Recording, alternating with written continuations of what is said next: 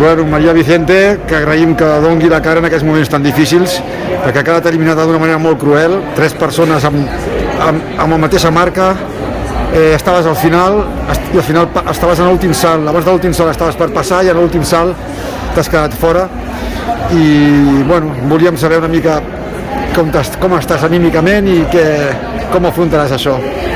Pues afrontarlo no hay otra manera que bueno, ahora por supuesto descansar un par de semanas y volver a pista a entrenar y a seguir luchando por lo que quiero, que es estar en una gran final y estar luchando contra las mejores. Y bueno, ahora un poco más tranquila, pues asimilando, ¿no? todo lo vivido, pero bueno, no puedo evitar pues tener esta carita, estos ojos y un poco de tristeza y pena y rabia de bueno, pues de lo que ha pasado tanto en el triple como en la longitud.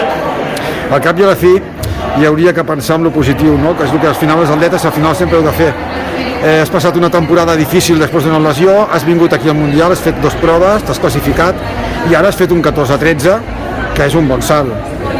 Sí, o sea, yo he dado todo lo que tenía, considero que al igual en la longitud no fue suficiente, aquí creo que ha estado bien y eso, ¿no? Rabia porque ha sido por nada, o sea, es un milímetro más, un centímetro y hubiese estado dentro, pero bueno, no hay nada que hacer ya, no puedo seguir lamentándome, así que a sonreír.